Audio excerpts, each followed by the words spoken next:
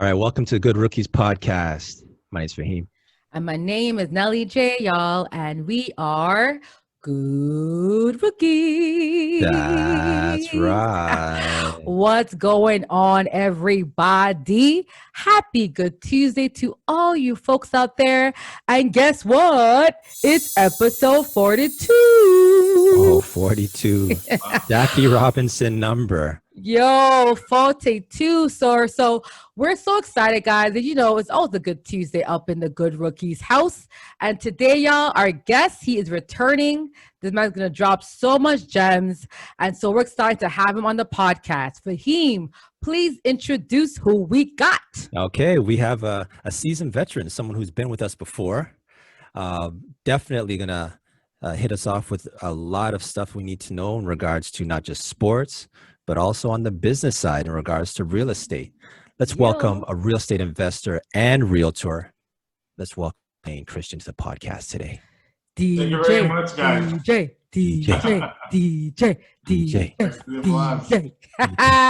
What up, my brother? How you doing, DJ, man? How are you? I've been well. How about you guys? It's been a minute. I mean, I haven't seen you since 2020. Now it's 2021. You know what I'm saying? Right. But I'm happy that you're looking good, you're looking healthy and ting, right? Yeah, for sure. Thanks a lot. No problem. So I guess for the folks who don't know, DJ is an NFL fan. This guy is Buffalo Bills. And I'm sorry, your team kind of fell short in the playoffs. Yeah. But it was to a formidable opponent, right? I mean, Casey, what can you do? Okay, you're playing Mahomes, right? Exactly. Yeah. So I think we got them this year. Okay. So you're saying that the Buffalo Bills, if they see Casey in the playoffs, y'all got them. I'm pretty sure. Okay. He said it. It's a different team now. New D line. That was the problem. That's the kryptonite for Mahomes. And you saw it with the Bucks. You could get after him, you could beat him. Okay. Well, we'll see. I'm gonna call. I'm gonna message you. Right, I'm gonna message you in the playoffs. So, okay. But I guess the hot buzz right now is Julio Jones. This guy is on the market, and he's ready to go. So, what team do you think he's gonna end up with? 'Cause I think Julio might want a ring. So, who do you think he can go to, and then he might win something there? I mean, Julio could put a lot of teams over the hump in order to be contenders, right? But I think what makes the most sense is that he goes to the Packers. Reason being is that I think it kind of solves Aaron Rodgers wanting to leave. That will change his mind, obviously. And then that also helps. So basically, Julio and Aaron both get what they want.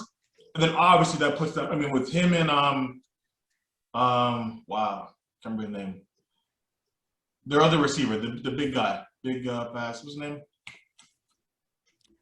At Green Bay, you mean? Devontae Adams. With him, you can't. That would be. Yeah, extreme. if they get if they get them, that'd be great. But we all know that Green Bay, that will help. I think that will definitely entice Aaron to stay. But we all know they need they need defense. They need that. They need defense, but that would be an almost unstoppable. That'd be like the case of the NFC. That would definitely. I think Aaron would be seeing a different tune if you get Julio. Well, guess what? Green Bay Packers. DJ solved your problem. He's telling y'all what to do. Get it done. Fahim. Hot topics, brother.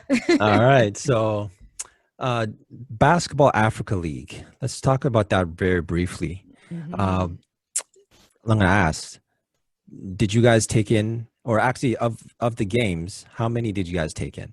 Just a ballpark.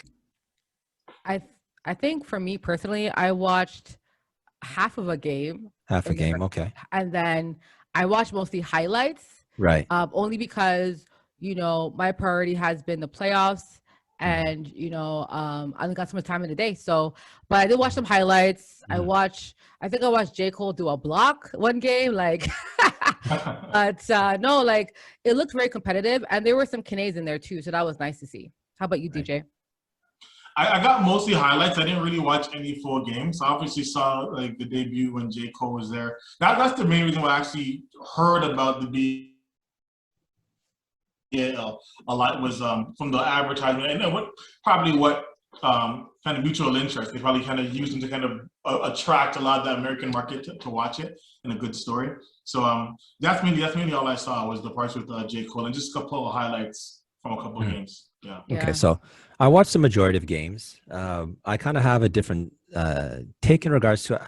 I'm actually more surprised that maybe more people haven't showed more interest on this side here in North America. I do understand though, and I'm going to throw this question out. So having J. Cole, a prominent name in there, that could help in regards to popularity or getting people to know about it and awareness. But I kind of feel like it's kind of hurt the credibility of a league that they're just starting. I just want to say right off the top is this. It's called the Basketball Africa League, but it's not a league. It's much like in European soccer, where like you have your regulation, your the league that you play in, and then the best of each league play in a tournament, which ends up being like their version of the playoffs, and that's for the best of that region. So this Basketball Africa League, it's not, for instance, something that's going to you won't have the same teams every year because not every African country is going to have the winner coming out. So it's kind of like it's more or less like the playoffs of the best in Africa. So that's why it's a short tournament. So it's only 2 weeks, So that's one thing I want people to be aware of, because I initially thought when he said the league, I thought it was just like we know a league, same teams, go through a whole season. No, this is the best of the best. So that being aside now, when I'm coming back to what I'm saying about J. Cole, these are players who are professional players, but you have to understand the level in Africa for this league, a brand new league, it's going to be very low. It's not going to be a top league like in the kind of players they're going to get, such as Australia or Spain or any of the big domestic leagues. They're not going to get that kind of notoriety or those kind of players. So I think J. Cole playing for them, it's kind of hurt it, because it's, if you have someone who hasn't really shown to earn his way in the league, it kind of is, to me, speaking to the value and the level of talent that's in the league. What do you guys say? So I were saying about that. I just think, to be honest, without J. Cole, they would have had lower viewership. Right. And that's just the reality. I understand for us, right, who are sport fans, we like basketball, right? We understand the quality of the game, but most NBA fans are average fans. They're not avid fans. You know what I'm saying? They're rarely basketball avid fans out there. And the ones that are, I agree with you, Fahim, the quality of the game goes down, the credibility, but the average basketball fan, oh, J. Cole's on it, I'm going to watch. That's who they're trying to grab, because the NBA, I'll say more than half of the NBA fans are average basketball fans. They're not really avid, you know what I mean? So it's kind of, like pick your poison. I would say, though, that the BAL did a very poor job in communicating what you just said. Like, if I'm the BAL, I should hire Fahim, because clearly, no, real talk, because I've seen so many posts about the BAL and no one explained what you just said ever on air, or even it's like, oh, BAL's gonna be out. Yeah. It's a basketball league, the NBA and Jordan. It's like all of that. It's not really about what you just said, Fahim. So I think there's a beautiful story behind it, and their marketing team failed them. DJ, what are your thoughts on that? Yeah, I mean, I think some of the same. So, I mean, it wasn't marketed well, but that's to us here in both Canada and, let's say, America. But I'm not sure exactly what they're doing over there. Like, I mean, I don't watch any games in Spain or Australia or anywhere else. So it could be that they would have had a lot of viewership over there in Africa, which should be their target market, because that's who they're going to sell tickets to. But, I mean, in regards to getting that American or Canadian presence, I mean, I don't think they really focused over here, but except for adding J. Cole in there. The other part about J. Cole, I think, is, they did it just for like the marketing, obviously. But at the same time, I mean, I think it was like working out, really like working to get there. Also used to play basketball in like high school and college. And obviously it's not on their particular level, but I mean, he was at least somewhat okay, right? So there's when he was playing with Trey Young and stuff like that. So I mean, he's not a bum. So I mean, he's able to at least hold his own. Would he be starting on the team? Probably not if he wasn't J. Cole. But I think it was like I guess a person that at least knew what they were doing. So almost like when Master P played for Toronto Raptors. Obviously, he couldn't play. He's not going to start under Toronto Raptors. But it's like, okay, we could get some exposure, and he at least can hold his own in the NBA. Now, so Master P, he did it for the Raptors, but he also did it for the Charlotte Hornets also. So Master P, yes, I don't know if it was so much. Remember, he played preseason games, right? Master P, there's a certain level of skill that I think Master P had that with J. Cole, like, let's be honest, if he was in high school right now on the elite AAU circuit, do you think J. Cole, his game right now is good enough to play on the high school AAU circuit? I would say no. I think he looks very much just like an average high school player. And that's not a shot. That's just, you can't understand where he started from. When he started in his prime, when he was young, you're right. He played at St. John's. He was a walk-on. So meaning he wasn't a lead at the time. He actually got a scholarship by being a walk-on at the end of the bench, and then didn't finish because he focused on his musical career. 10 years, 15 years later, you can't expect that same guy, can't give him that, you know what I'm saying? He's going to go around all the way back. That's the way I see it. And it sounds like I'm taking a shot. Think about it like this, though. For what he's doing, he's in his mid-30s. He's still balling better than probably a lot of mid-30 guys out there. So we can't throw 20 shade at him, right?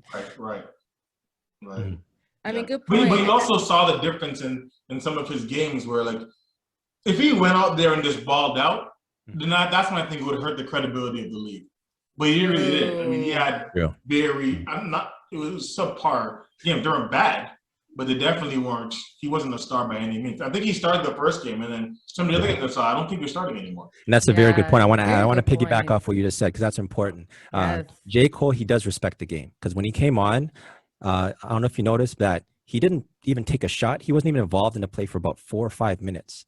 Like he didn't. It's very easily, if it was about him, to every time I got the ball, try and force something. He didn't force that. He played within the game. He understood his place. Right. So salute to J. Cole for at least respecting the game. And that's where that credibility, I think, he's earned, right? But I was thinking more about the credibility of the league. For people who are kind of casual, might think, oh, well, you know, this guy, he played in a celebrity game. He's not really a basketball player. And now he's playing with the elite in Africa. Not really the look I think you're looking for. Now, you're in real estate. So I want to mention this in regards to there's a country who I happen to think is, before I even get to that, let me mention this. The BAL champions for 2020-21 is Zamalek, and they're from Egypt. So let's give them a respect. Good job.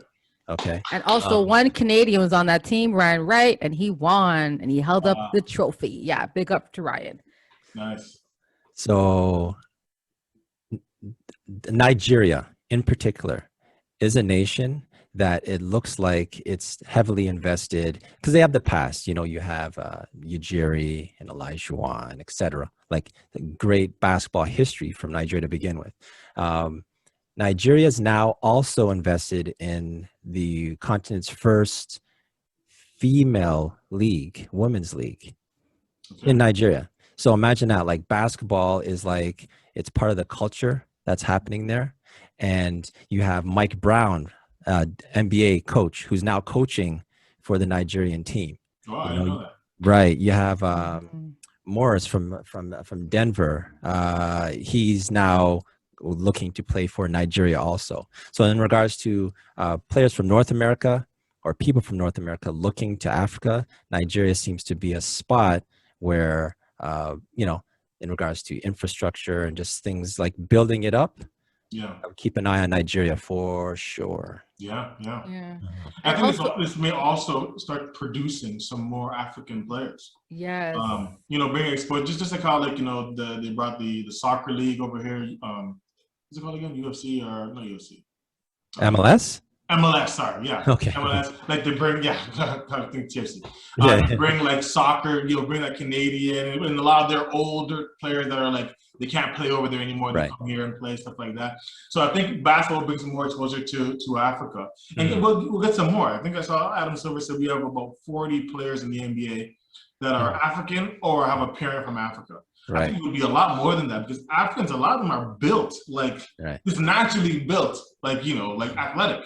So I mean, if a lot of them grew up, you know, playing basketball from a younger age, like a lot of Americans did or a lot of Canadians do, then they would probably, you know, infiltrate the league much more than just, you know, Hakeem Olajuwon and the rest. So I think this could be the start of a big change in the NBA in regards to African players. So question for you, DJ, how will this impact the real estate market? You know, because we know, like, I think when Barclays Center opened up in Brooklyn, everyone talked about how much rent costs went up, property value like tripled in Brooklyn. Like, by having a team made the value of you know, the city even higher. What's the potential can we see in Africa saying that they're going to have an NBA league and teams playing? Like, how will that change the marketplace out there? I think, I mean, it's not going to have as of immediate effect as the Barclays Center did, because the Barclays Center had that, and then they had Jay-Z, he partnered with that Russian billionaire, I can't remember his name, but they ended up buying all the condos and everything around. Right. Yes. What's his name? Was it Progolov or Mikhail Progolov? Something like that. Something like that. Yeah, like some billionaire. And they please ended up excuse my buying Russian. everything around the Barclays Center on top of that. So everything just started, and Magic Johnson was in it. So because everything was being bought, there wasn't very much, and obviously supply and demand and prices went up. I think it's going to be the start in regards to just getting some exposure to some of these African cities. You're going to get some other people, attract people from around the world to go to these cities. And little by little, people will start experiencing that, hey, like this is a place that I can actually live. Right.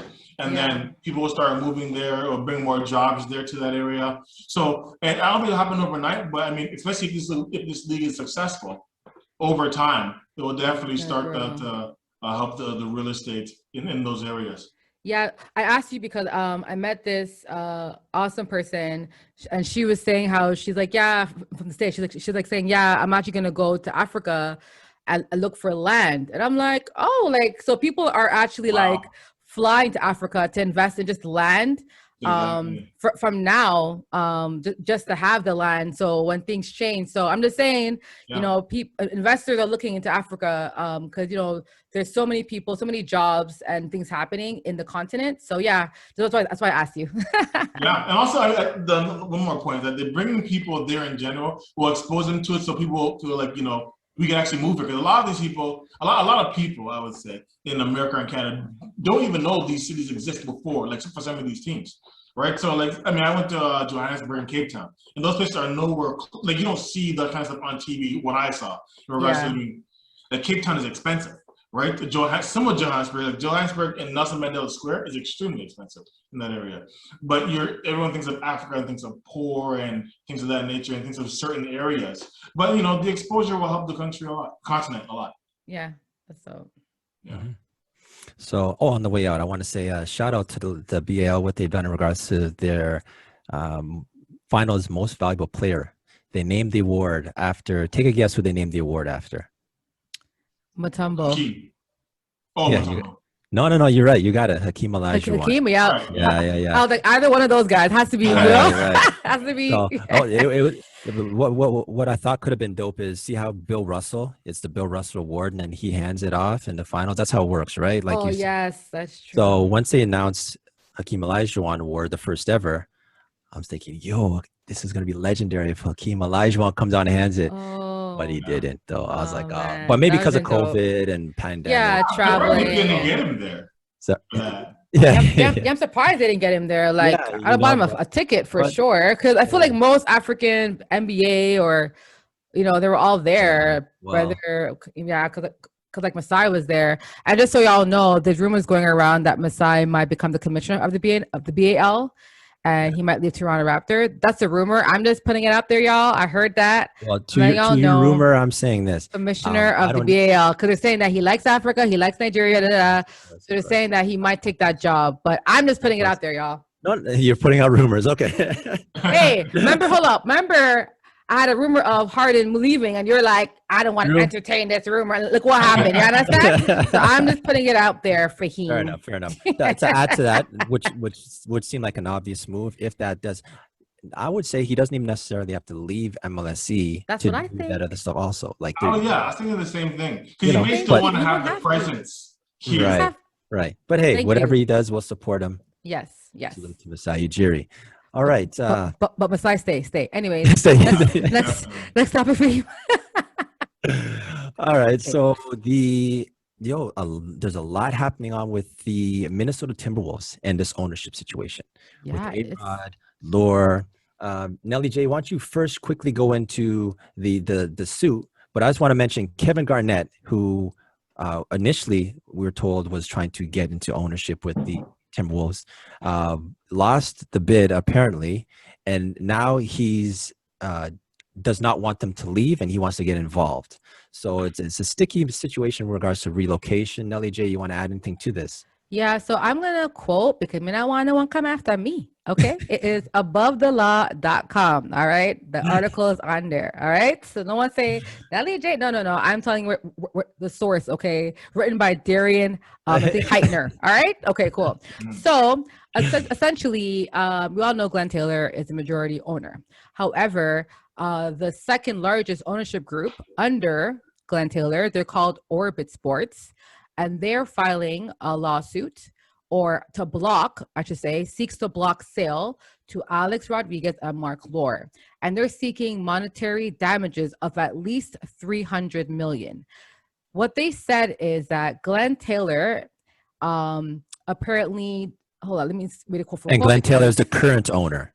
Yes, he's a majority owner. Right. And his corporation. So what they're saying is that it says that its partnership agreement provides that in the event of a control sale, it had the right to sell its entire interest to the buyer, which is referred to as tag-along rights, and that the defendants have wrongfully denied the invocation of such rights. So what happened is that when Glen Taylor was finalizing the agreement to sell it, what they're saying is that to the statement that he was transitioning ownership to a new chapter and so forth.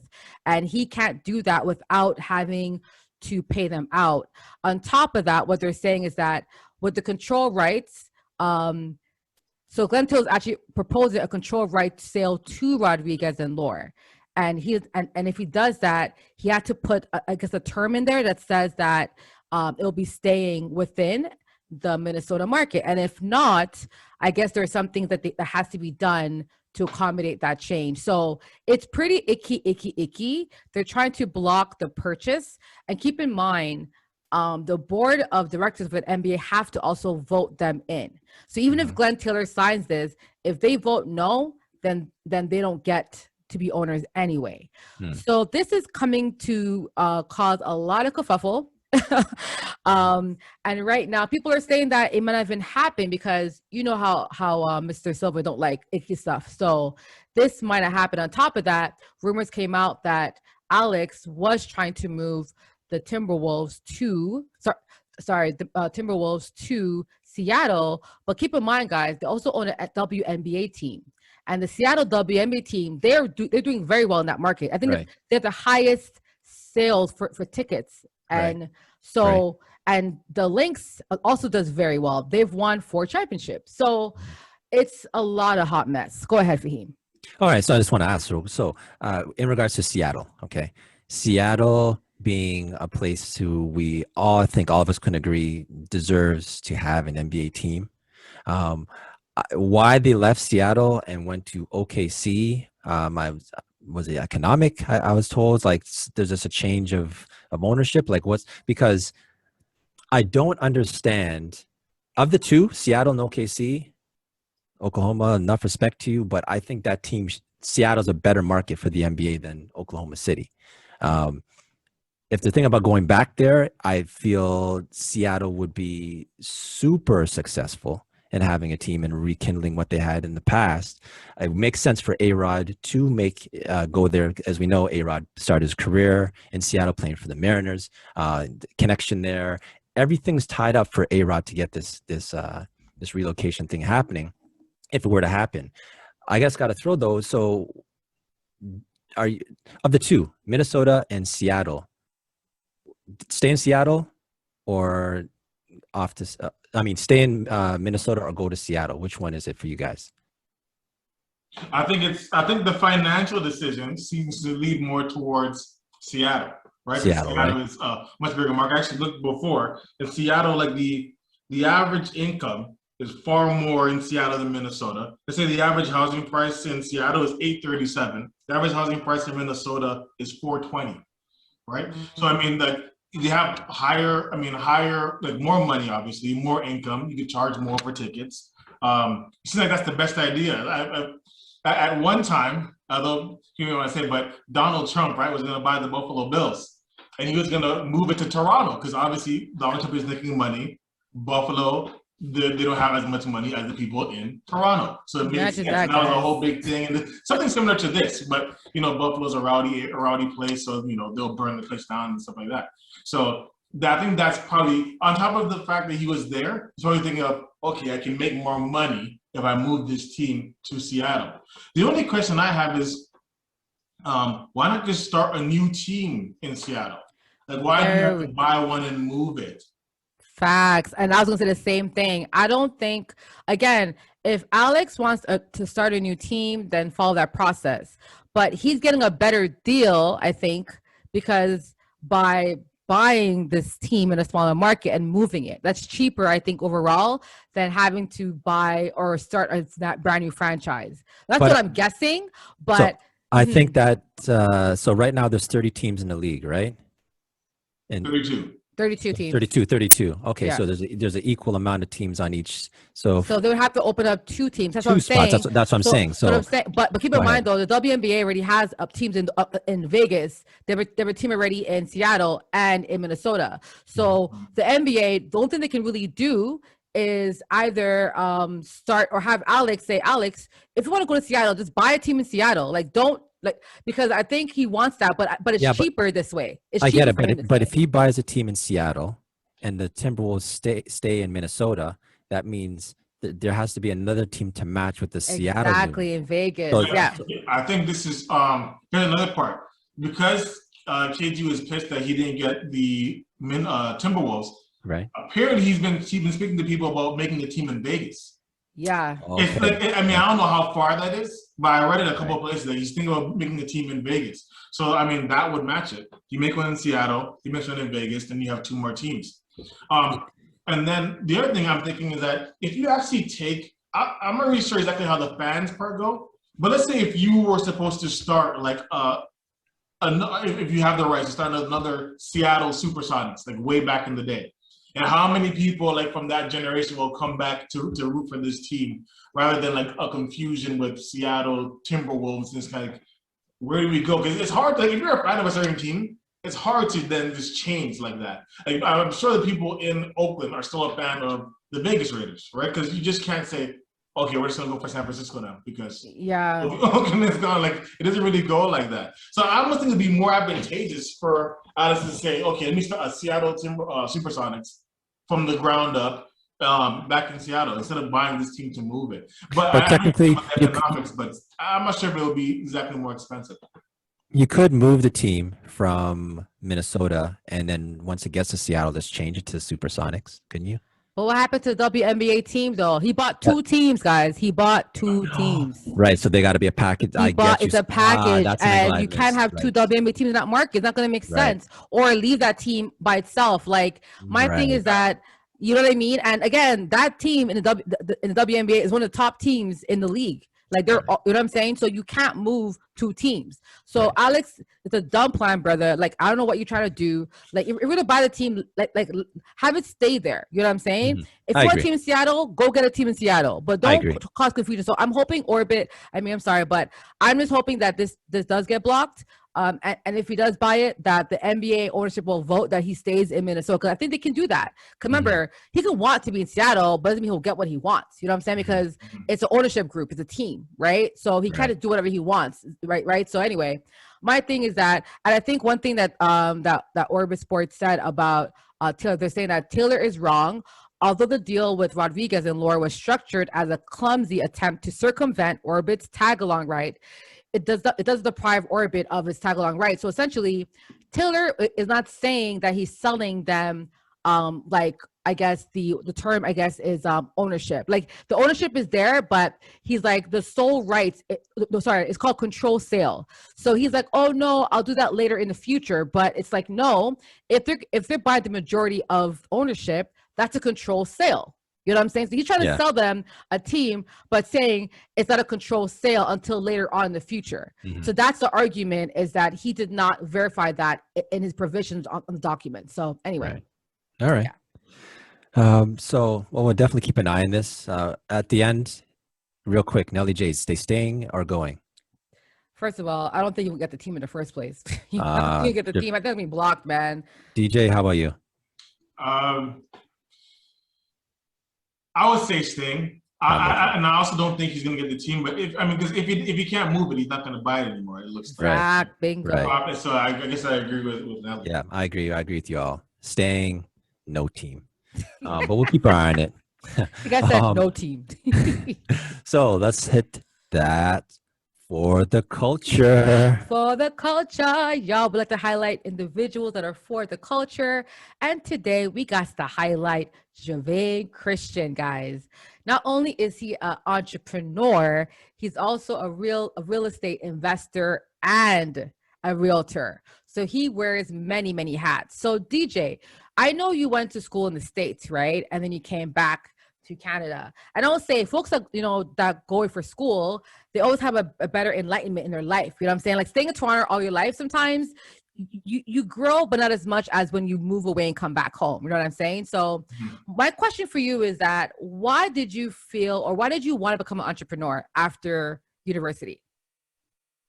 As a matter of fact, I took a class at Lassiter University in Riverside, California, called Entrepreneurship by probably the best professor I ever had, Dr. Johnny Thomas. I think he's still there, still dean of the business school there. And that class was just extraordinary. I mean, it just really completely changed my mind from, just applying for getting a job and applying for it, or just starting my own thing, being able to work on my own terms and building businesses. So that probably attributed to that class probably the most, and some other things in regards to like reading certain books, Rich Dad Poor Dad, and some others. Okay.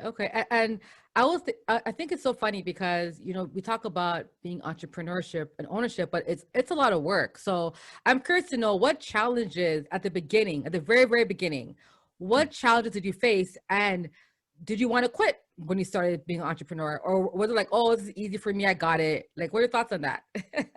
Okay, in the beginning, I think you just don't know as much. So you do things and you make mistakes, just like walking, make mistakes.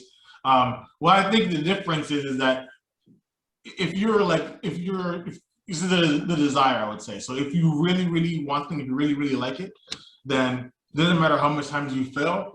I mean, you're starting to keep going, right? So even let's say for the NBA, there's never been like a 12th man that never got to play and said, you know what? I'm just going to try volleyball because this is not working out. Because they have the love and desire to play basketball. So same thing with real estate. Yeah, first there's a couple bumps, hiccups, stuff like that. Obviously, it's harder to get clients and to do things when you don't have any experience. Everyone wants someone with experience. So that's really what will make the difference. Desire, hard work, obviously.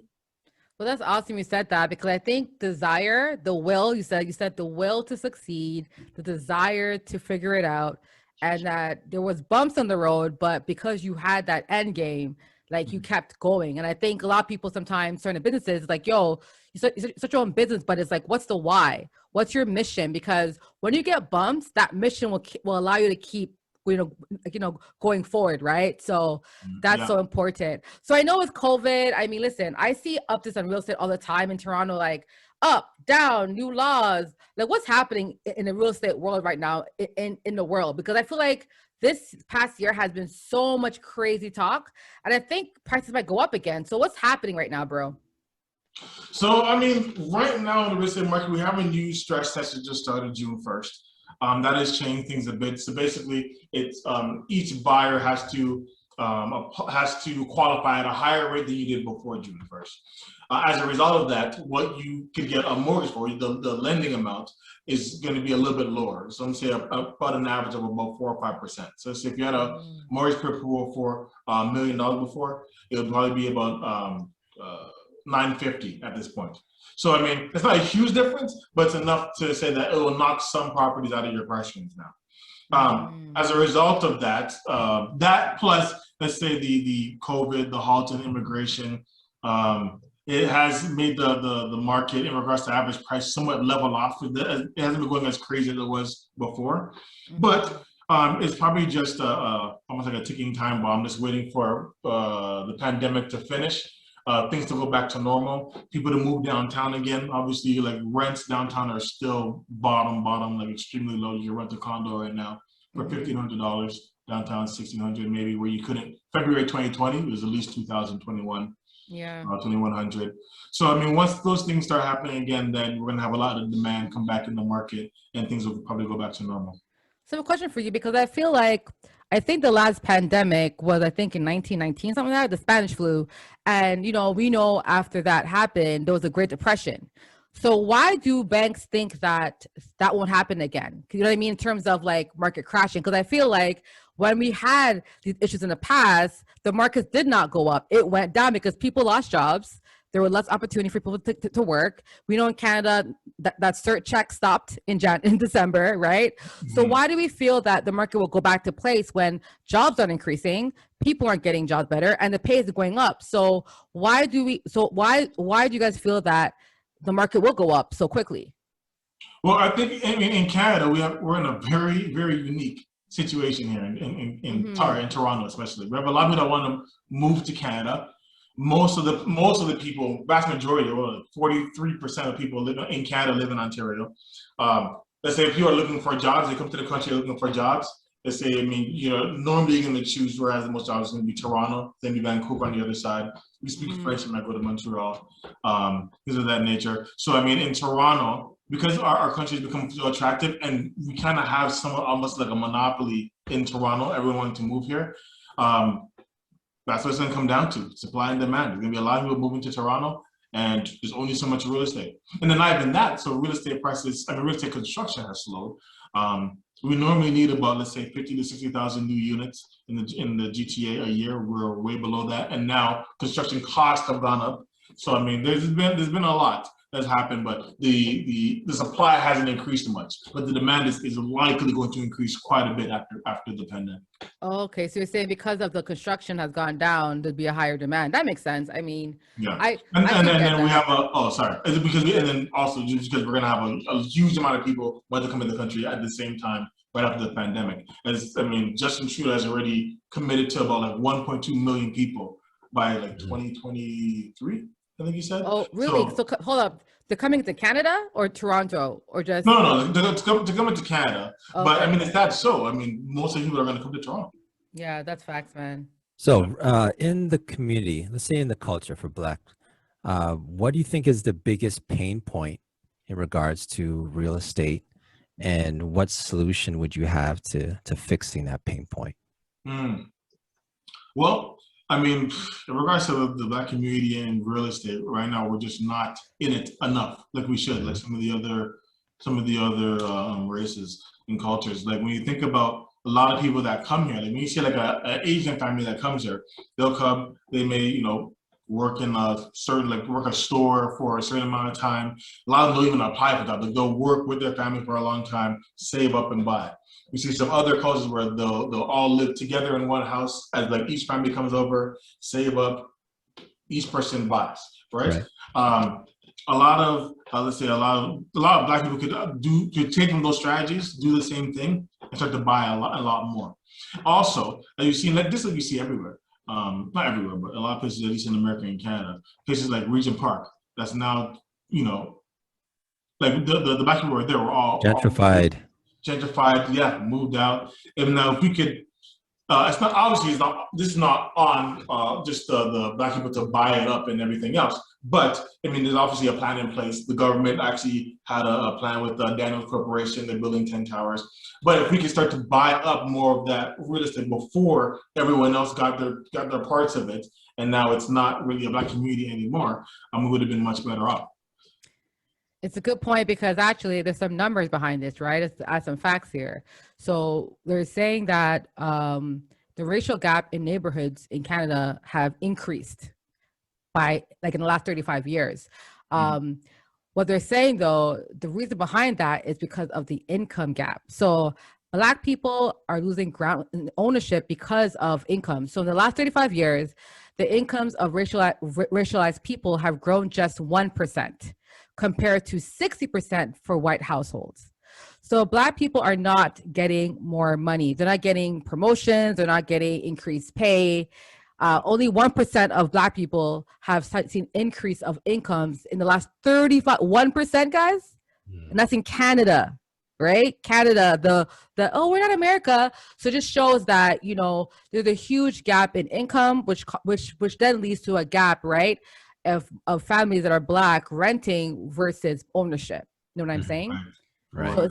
So the system is issuing. I know like they're looking at data now, but this data came out last year. I mean, we're aware of it, but I guess the government of Canada got data behind to say, hey, Black people can buy home ownership, but we're not getting the promotions or the raises, or we're getting paid less than our white counterparts in the same position. So I just want to bring it up there as well. One thing for you though, I remember a news station, this biracial couple, her and her husband were selling a home, and I guess someone comes and tells them how much the home should cost, I guess, like that person who tells you the cost of your house, right? Yeah, so, called CMA. CMA, yeah. Market analysis, yeah. So what happened is that when he first went there, they had pictures of the family. And of course, they're biracial. So they had Black kids, the Black wife, all that stuff.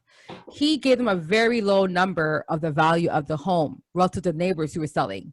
When they changed the pictures to only white pictures in the house, the value went up. And this happened in Ottawa, guys, Ottawa. Right. The cost of the house went up in value. So what are realtors, again, and you know, you're a Black realtor, what are things that you can do to avoid this? Because my thing is that if people are saying this house is worth this less because of the person who lived before that, that's racist, right? So what, like, is there a Black real estate group? Like, is there people fighting this for people or owners who are trying to sell their home, but because they're Black, they're getting lowballed? Well, you know what? I mean, it's not too much you could do about it just because it's not something you could force on people, right? You can't force someone to say, if someone doesn't want to buy a house from a Black person and you're Black, you can't force them to buy your house, right? Mm-hmm. But what I tell everyone, Black, Indian, whatever, like, you're supposed to declutter and depersonalize, right? When you're selling your home. So depersonalize, you take down all the signs that you have, right? Some people, some Black people may not want to buy a white person's house. Right? So you want to depersonalize just to get it as neutral, as general as possible. So that's something that I would definitely recommend for most people. But I mean, that's real. It happens. It happens, man. Yeah. It happens. And I guess my question for you is, how can you tell that the real estate agent is crap? Like, it's garbage. How do you know? For example, no, because what happened, right? Like, I get a lot of people are right now in real estate. A lot of people send you emails and, like, you know, it's everything. So how can someone say or tell if their realtor is someone that they should work with? Like, what's some signs of, this guy isn't good or this guy is really good? You know, traits to look out for? Pardon? So I'm saying, like, what are some traits to look out for like a home buyer? Yeah. Right. So, I mean, there's a lot. So when you maybe want to ask them, you know, like, you can ask them their own track record, like how many deals do they do a year? You can ask them just general questions that they should know. Like, let's say, you know what, like how much are the prices going up in this area? How is this neighborhood, the demographics of this neighborhood? Or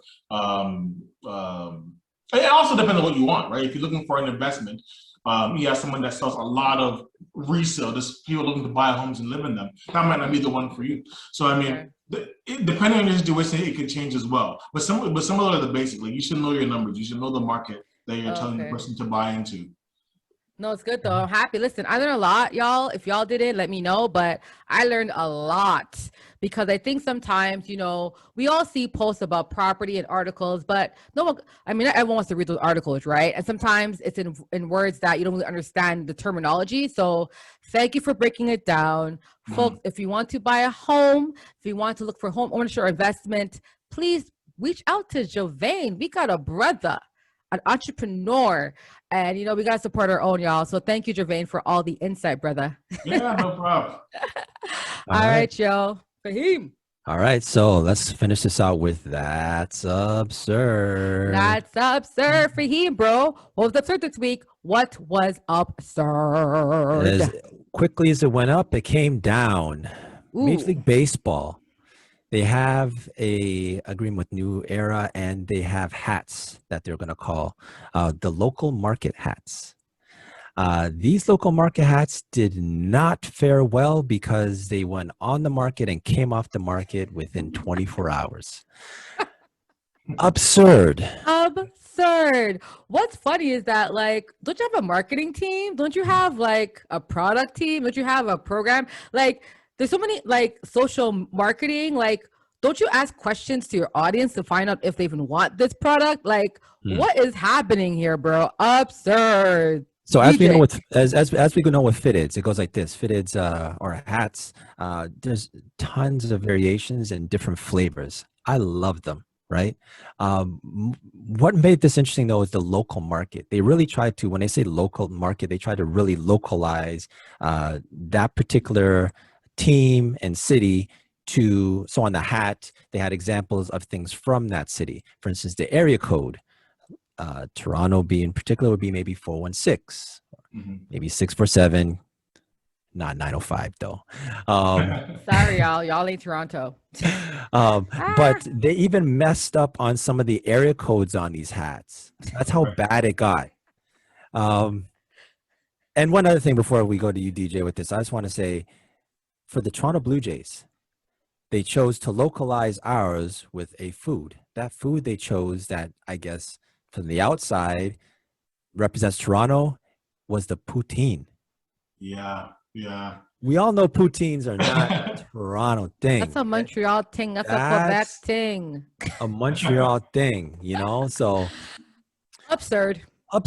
Go ahead, DJ. Yeah, quite absurd. I mean, I see what they're trying to do, but they just didn't do it the right way. They probably need to get someone from each area to sign off rather than some people, let's say in a boardroom, wherever their headquarters is. I think it's in Buffalo, actually. But wherever because I'm pretty sure it is. They started in Buffalo. But, people that are from the area, just looking up something on Google and saying, okay, let's go with this and let's go with that. It just didn't work out well. I think the one for Kansas City, you even have the area code where the stadium is. Right? I think it's like an 816 area code, and that was missing. They had 4 other area codes. It was something that just wasn't. They didn't put enough thought into it. Put it that way. Well, honestly, my thing is that's what called a marketing person that does the research. And again, guys, to launch a product line, first of all, it was obviously produced. They probably have a lot in stock somewhere in some